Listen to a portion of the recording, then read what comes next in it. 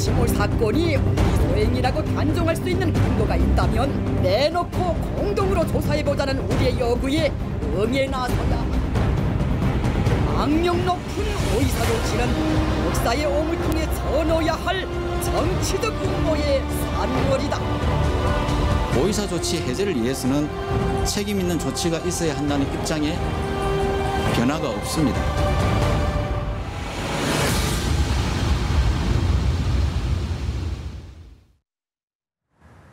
개성공단 임금 인상 문제 돌파구가 마련됐습니다. 일단 기존 기준에 따라 지급하되 차액과 연체료에 대해서는 추후에 협의하기로 한 건데요.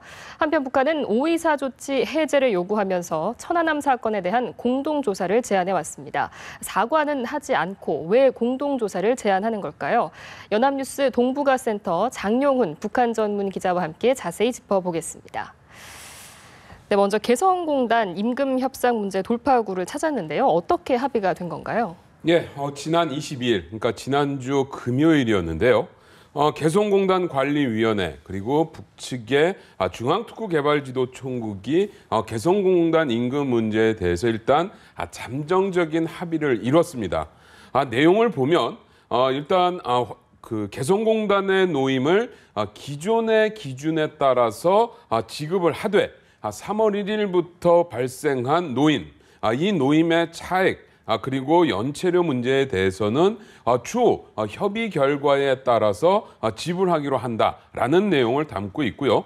일단 통일부에서는 이 같은 합의 내용에 기존 기준이라는 것에 대해서 북한의 노동규정 개정 전의 기준인 최저임금 70.355달러, 그리고 사회보험료 산정 시 가급금이 포함되지 않는다라는 것을 의미하는 것으로 설명을 하고 있습니다. 그러니까 그동안에 지불하던 것만큼만 일단 임금을 지불을 하게 되고요. 앞으로 일단 우리 당국 그리고 우리 기업들, 북한 이렇게 세 축이 협의를 통해서 합의를 하게 되면 임금 인상 합의된 부분에 대해서 그리고 임금 인상 이 된 부분에 대한 어떤 연체 부분, 이런 부분들에 대해서 일괄적으로 지불하게 된다라는 것으로 보시면 되겠습니다. 그런데 사실 북한은 지금까지 좀 강경한 입장이었는데 이렇게 좀 입장을 선회한 배경에는 뭐가 있을까요? 일단 이번 그 합의 내용을 보면, 그러니까 남북한이 확인서라는 것을 작성을 했는데요. 이 확인서의 작성 주체를 보면 개성공단 관리위원회, 그리고 북측에서 그 중앙특구개발지도 총국 이런 곳이 들어 있고요.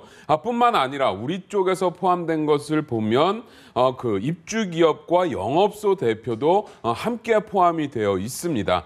결국 이런 걸 보면 그동안에 북측이 우리 당국과의 대화를 회피해 왔었습니다. 회피하면서 오히려 우리 기업들에게 압박을 하는 모습을 집중적으로 보여줘 왔었는데, 우리 기업들이 지속적으로 북측에 대해서 조금은 전향적인 입장을 보여줬으면 좋겠다라는 요구를 해왔었고요. 결국 이번 모양새를 보면 마치 북측이 우리 기업들의 어려운 사정을 감안해서 뭔가 우리 기업들의 요구를 수용을 했고, 이 요구를 수용을 해서 남측 당국과 합의문을 확인서를 작성하는 그런 모양새를 보였다라고 보시면 될 것 같고, 결국 북한이 결국은 우리 정부에 대해서는 압박의 자세를 취하면서도 개성공단은 지속적으로 끌어가겠다. 특히나 개성공단에 입주해 있는 입주 기업들에 대해서만큼은 자신들이 할 수 있는 최선의 것들을 해나가겠다라는 의지를 보인 것으로 평가할 수 있겠습니다. 그렇다면 좀 이번 합의를 계기로 해서 북한이 남한 당국과의 대화를 좀 시작할 수 있는 그런 의미로도 해석을 할 수 있을까요? 예, 일단 확인서 내용에 보면 앞으로 협의 결과에 따라서 연체료 문제라든가 아니면 임금 인상분에 대한 지급 문제를 결정하게 되어 있습니다. 결국 이러한 내용들을 담고 있다는 것은 지금의 상황을 마냥 끌고 가겠다는 것이 아니라 임금 인상 부분에 대해서 충분한 협의를 통해서 결정을 짓겠다라는 의지도 북측을 갖고 있는 것으로 평가할 수 있을 것 같고요. 그러한 측면에서 보면 일단 우리 정부와 회담을 할 수밖에 없는, 협상을 할 수밖에 없는 상황에 놓인 것 아닌가, 있다라고 볼 수 있을 것 같습니다. 그런데 북한이 요구하는 인상폭은 5.18%이기 때문에 이게 규정에는 좀 어긋나거든요. 협의가 잘 될 수 있을지 어떻게 전망하십니까? 예, 결국은 이 문제에 대해서 논의가 들어가게 되면 남북한 당국이 단순히 임금 문제를 논의하는데 국한되지 않을 것 같습니다. 예. 사실 노동 규정에 보면 5%를 넘지 못하게 최저임금이 5%를 넘지 못하게 인상하도록 되어 있는데요. 일단 북한이 5.18%를 요구를 했습니다. 사실 액수적인 측면이 문제라기보다는 기존에 가지고 있었던 어떤 룰을 벗어나는 그러한 요구를 하고 있다라는 부분을 주목해 볼 필요밖에 없는데 그러한 측면에서 보면 북한이 단순히 임금을 얼마로 높일 것이냐라는 부분에 대해서 우리 당국과 협의하려고 하기보다는 지금 최저임금을 5%로 묶어놓은 이 노동규정 자체를 바꾸자는 쪽에 초점을 맞추려고 할 가능성이 굉장히 크다. 특히나 북한이 노동규정 자체를 최고인민회의라고 하는 북한의 입법기구를 통해서 일방적으로 개정해 놓은 상황이기 때문에 이 부분에 대한 논의를 우리 정부에 대해서, 우리 쪽에 대해서 지속적으로 요구할 가능성이 굉장히 크고 굉장히 법적이고 제도적인 문제들에 대한 요구를 내놓을 가능성이 굉장히 커 보인다라고 할 수 있겠습니다. 협의 과정이 순탄치만은 않겠지만 일단 급한 불은 끈 모양새인데요. 한편 5.24 조치 문제에 대해서는 여전히 제자리 걸음인 것 같습니다. 정부는 남북 대화가 재개되면 이 문제도 논의할 수 있다는 입장인데 기존의 어떤 책임 있는 조치를 요구하는 입장에는 변함이 없는 건가요? 아니죠. 그러니까는 우리 정부가 하는 이야기는 굉장히 원칙적이다라고 보시면 될 것 같습니다. 당국 간 회담이 열리게 된다면 5.24 조치 해제 문제를 논의할 수 있다라는 것인데요. 결국 이 5.24 조치 해제 문제를 논의한다라는 것 자체는 단순히 5.24 조치를 해제한다라는 내용뿐만 아니라 북한이 취해야 할 조치들이 어떤 것이 있는지에 대해서도 남북한이 논의를 하겠다라는 의지를 담고 있는 것으로 봐야 될 것 같습니다. 그렇기 때문에 사실 그동안 우리 정부가 보여왔었던 입장을 보면 북측에 책임 있는 조치가 있어야만 5.24 조치를 해제할 수 있다라는 입장을 보여왔었는데 결국 이러한 연장선에서 당국 간 회담이 열리게 되면 5.24 조치 문제를 논의하게 될 텐데 5.24 조치 문제의 해제 부분은 우리 정부가 해야 될 조치 그리고 북쪽에 대해서는 책임 있는 조치를 요구할 것이다 라는 의지를 함께 담은 것으로 해석할 수 있겠습니다. 그렇군요. 정부의 입장은 이런데 북한도 좀 입장을 내놓은 게 있어서 한번 들어보고 이야기를 하도록 하겠습니다. 그때로부터 5년이라는 세월이 흐르고 청와대 주인도 바뀌었지만 5.24 조치는 여전히 북남관계 개선을 가로막고 민족의 화합과 단합을 해치며 대결과 긴장을 격화시키는 암적인 존재로 남아있다. 지금이라도 5.24 조치와 결별하는 용단을 내야 할 것이다. 만약 천안호 침몰 사건이 우리 소행이라고 단정할 수 있는 근거가 있다면 온 민족 앞에서 세계 앞에서 내놓고 공동으로 조사해보자는 우리의 요구에 응해 나서야 한다. 공동조사에 동원될 우리 국방위원회의 강력한 검열단은 지금도 존재하고 있다. 네, 북한은 또 이 공동조사 요구를 다시 한번 거론을 하고 나섰는데 계속해서 공동조사를 요구하는 이유가 뭘까요? 일단 북측은 이 천안함 사건이 터지고 난 이후에 지속적으로 공동조사를 이야기하고 있습니다. 그러니까 2010년에 천안함 사건이 터졌고 지금 5년이 흘렀는데 5년이 흘른 지금까지도 크게 자신들의 입장에 변화가 없다라는 것을 보여주고 있는데요. 그러니까 북쪽에서는 이 사건이 처음 났을 때 이것이 북한의 소행이다라고 하는 우리 쪽 공동조사단의 발표가 있자 지속적으로 모략이다라는 입장을 표시하면서 자신들이 하지 않았다라는 이야기를 하고 그러면서 자신들과의 공동조사를 해야만 한다. 그렇게 해서 남쪽에서 조사한 것이 그리고 국제사회와 함께 조사한 공동조사 내용이 사실과 부합하는지에 대해서 따져봐야 한다라는 입장을 표시하고 있는데 결국 천안함 사건이 자신들과 무관하다라고 하는 기존의 주장의 연장선에 있다라고 보시면 될 것 같고 아마도 앞으로 지속적으로 이러한 내용들, 이러한 주장들은 이어질 것으로 예상해 볼 수 있겠습니다. 남북 모두 기존의 그런 원칙적인 입장에서는 큰 변화가 없는 모습인데 이렇게 되면 앞으로도 계속 평행선을 달릴 수밖에 없는 건가요? 지금으로 봐서는 굉장히 그럴 가능성이 커 보입니다. 다만 만약에 남북 당국간 회담이 열리게 되고 이 당국간 회담이 잘 돼서 뭐 정상회담이라든가 아니면 장관급 회담이라든가 아니면 조금은 더 고위급 회담으로 이어지게 된다라고 한다면 자연스럽게 지금 현재 남북 관계를 짓누르고 있는 오이사 조치 문제에 대해서 논의할 수밖에 없을 것 같고요. 네네. 이렇게 오이사 조치 문제에 대해서 논의를 하다 보면 과연 어떻게 이 천안함이라고 하는 천안함 폭침 사건이라고 하는 사건을 우회할 것인지에 대한 논의들을 할 수 있을 것으로 예상이 되는데 지금처럼 이렇게 남북 당국 간의 관계가 꽉 막혀 있는 상황에서는 천안함 사건에 대한 사건을 누가 저질렀느냐라는 책임 소재를 놓고서도 지속적으로 남북한 간에 공방을 벌일 수밖에 없고 오이사 조치 문제 역시도 공방을 벌일 수밖에 없는 상황. 결국 그렇다라고 한다면 천안함 사건과 오이사 조치가 이미 생겨난 지 5년이 지났음에도 불구하고 앞으로 당분간은 남북 관계에 굉장히 중요한 요인 그리고 남북 관계 개선을 억누르는 요인 이런 것이 될 가능성이 지금으로 봐서는 좀 커 보입니다. 네, 일단은 남북 당국이 만나서 좀 대화를 하는 게 급선무일 것 같습니다.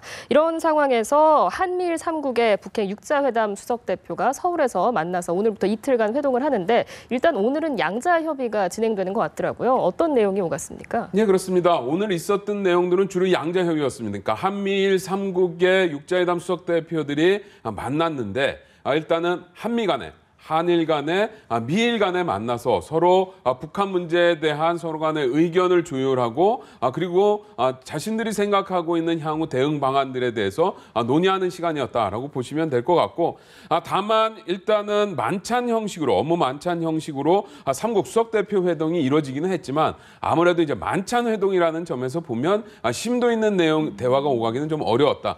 그렇다라고 한다면 결국 심도 있는 이야기는 아마도 내일 논의를 통해서 이루어질 것으로 예상해 볼 수 있겠다라고 할 수 있겠는데 어쨌든 지금 한미일 육자회담 수석 대표들 결국 북한 문제를 다루고 있는 한미일 3국의 어떻게 보면 수장급 인사들이라고 보시면 될 것 같은데 이들이 부랴부랴 급박하게 이렇게 회동을 한 것 자체가 지금 최근에 있는 한반도 정세를 굉장히 엄중하게 보고 있다라고 볼 수 있을 것 같습니다. 북한이 잇따라서 어떤 도발 위협을 하고 있고 그리고 북한 내부적으로 현영철 인민무력부장의 숙청 등 뭔가 정치적 상황도 썩 좋지 않은 상황 이러한 상황들에 대해서 평가하고 앞으로 북한 문제를 어떻게 다뤄나갈 것인가라는 부분인데 결국은 압박을 할 것이냐 대화를 할 것이냐 아니면 억지를 할 것이냐 이러한 여러 가지 시나리오들을 놓고 따져보는 자리가 될 것으로 예상해 볼 수 있겠습니다.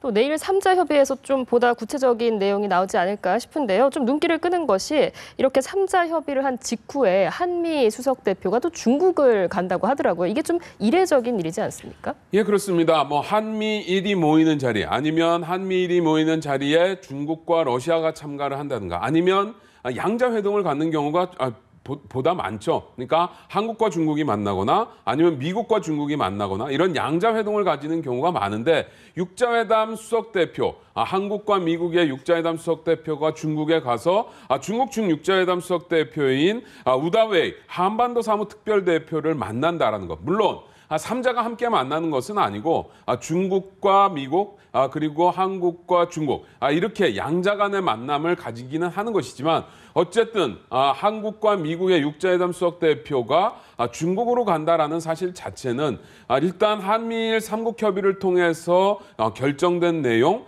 이런 부분들에 대해서 중국을 좀 압박하겠다라는 의지 이러한 부분들에 대해서 중국도 동참하게끔 유인해내겠다라는 의지를 보이는 것으로 평가할 수 있겠습니다. 그렇다면 이런 형식을 띠는 게 중국을 압박하기 위해서라고 보면 되나요?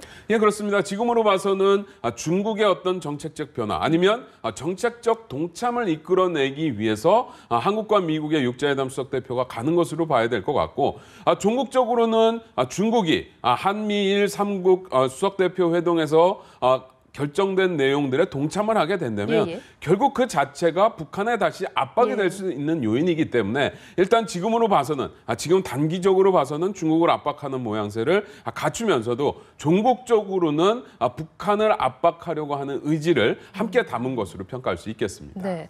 또 이 한미일 육자 수석회동 직후인 28일에는 일본 도쿄에서 동북아시아 협력 대화라는 게 열리는데 이건 어떤 성격의 대화체인가요? 예, 이것은 육자회담 당사국들이 참여하는 반민 성격의 대화체다라고 보시면 될 것 같은데 NEACD 동북아시아 협력 대화는 미국 캘리포니아 대학 산하에 있는 국제 분쟁 및 협력 연구소가 북한을 포함해서 육자회담 당사국들의 외교, 국방 관료와 학자들을 함께 초청해서 학술적이면서도 어떻게 보면 정책적인 토론을 이끌어내는 자리였다라고 보시면 될 것 같고, 과거에 북한에서도 대표단이 오게 되면 자신들의 입장을 강화하는, 특히나 핵 문제에 대한 자신들의 입장을 집중적으로 설명하는 모습을 보여줬었거든요. 결국 이러한 대화에 북한이 참석하지 않는다라는 사실 자체가 결국은 당분간 주변국들과의 대화에 큰 기대를 걸고 있지 않다라는 의지를 표현하는 것으로 평가할 수 있겠습니다. 이렇게 주변국들 사이에서는 활발하게 대화가 진행이 되고 있는데 북한 내부 동향을 살펴보니까 그 연평도 북쪽에 있는 무인도에 방사포 진지를 구축했다라고 하거든요. 이것도 어떤 또 하나의 도발 위협으로 간주할 수 있는 건가요? 예, 일단 조금 더 지켜봐야 될 것 같습니다. 그러니까 북한이 지난 3월부터 병력과 장비를 동원해서 무인도인 갈도에서 터파기 공사를 진행을 해오다가 최근에는 벙커 형태의 5개의 덮개가 있는 진지를 구축을 한 것으로 알려지고 있습니다. 아마도 이것이 우리 쪽 함정들의 동향을 탐지하는 관측소로 활용을 하거나 아니면 122mm 방사포를 배치하려는 것 아니냐라는 관측이 나오고 있는데, 이 122mm 방사포라는 게 과거 연평도 포격 사건 때 우리 쪽을 포격했던 그 포탄이기도 합니다. 그러한 측면에서 보면 이러한 것을 설치해서 앞으로 무엇을 거기에다가 만들지는 좀 지켜봐야 될 것 같습니다. 관측소가 될지 아니면 포대가 될지는 좀 지켜봐야 될 것 같은데, 만약에 방사포 부대가 설치가 된다라고 한다면 우리 쪽에 대해서 직접적인 위협이 될 수 있다. 특히나 연평도와 그리 멀지 않은 지역이라는 점에서 보면 우리 서북도서 지역을 타격할 수 있는 어떤 기지로 활용이 될 수도 있을 것 같고요. 뿐만 아니라 서해 쪽에서 기동하는 우리 함정을 어떤 관역으로 삼는다라고 한다면 과거의 서해 교전이라는 것이 북한의 함정 대 우리 쪽 함정, 이렇게 함정 대 함정의 대결이었다라고 한다면 북한이 원거리에서 우리 함정들을 포격할 가능성도 배제할 수 없기 때문에 앞으로 조금 더 주의해서 지켜볼 필요가 있다라고 할 수 있겠습니다. 이게 어떤 성격의 장소가 될지는 조금 더 기다려봐야 할 것 같고요. 이제 뭐 5월도 벌써 막바지에 접어들었는데 과연 광복절 전에 좀 남북이 대화를 재개를 할 수 있을지, 또 어떤 변수들을 우리가 주목해서 봐야 하는지 좀 짚어주시죠. 예, 지금으로 봐서는 광복절 이전에 과연 대화가 성립될 수 있을까? 일단 지금까지 보여지는 한반도의 어떤 정세들을 보면 썩 쉬워 보이지 않는다라고 할 수 있겠습니다. 6.15 공동행사도 지금 우리 쪽 민간단체에서는 북측에 대해서 만나자라고 제안을 해놓은 상황인데 북쪽에서 아직 호응해 오지 않고 있고요. 그렇다라고 한다면 5월 말이 지나게 되면 아마도 6.15 공동행사를 남북한이 함께하기는 어려울 것 같습니다. 결국 남북한이 각각 6.15 행사를 치를 수밖에 없을 것으로 예상이 되고, 그렇다라고 한다면 8.15 행사도 공동으로 치르기는 굉장히 어려운 국면에 빠질 가능성이 크다. 여기에다가 앞에서 말씀드렸던 것처럼 한미일 육자회담 수석 대표들이 모여서 뭔가 북한에 대해서 압박을 하려고 하는 모양새를 취하고 있다라는 점에서 보면 북한의 반발을 불러일으킬 가능성이 굉장히 크다라고 할 수 있겠고, 그러한 측면에서 보면 당분간 북한이 대화 테이블에 나오는 결정을 쉽게 하기는 좀 어려워 보인다.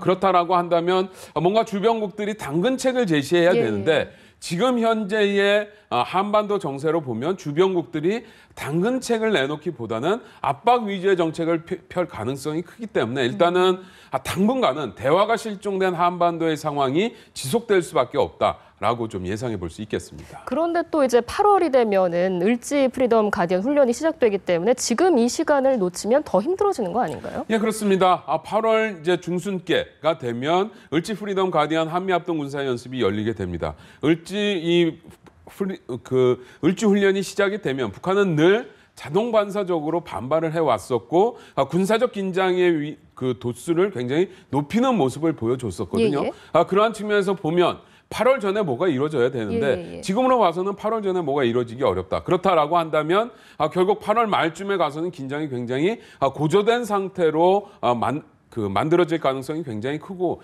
여기에다가 하나 더 우리가 주목해 봐야 될 것은 10월이 되면 북한이 당 창건 기념 70주년이 되게 되는데 문제는 북한이 장거리 로켓을 발사하거나 하면서 자신들의 정치 어떤 군사적 위상을 보여주려고 할 가능성이 크다. 북한이 장거리 로켓을 발사하게 되면 유엔에서의 제재가 당연히 따라가게 될 것이고 이렇게 유엔에서 제재가 따라가게 되면 북한은 핵실험 등으로 맞대응할 가능성이 굉장히 크다라고 한다면 결국 하반기 한반도 정세라는 것이 굉장히 암울하고 굉장히 무거울 가능성이 지금으로 봐서는 커 보인다라고 전망해 볼 수 있겠습니다. 네, 어떻게 보면 8월 전까지를 골든타임이라고 볼 수 있을 것 같은데 전망은 밝지는 않은 것 같습니다. 네, 오늘 말씀 잘 들었습니다. 지금까지 연합뉴스 동북아센터 장용훈 북한 전문 기자였습니다. 고맙습니다.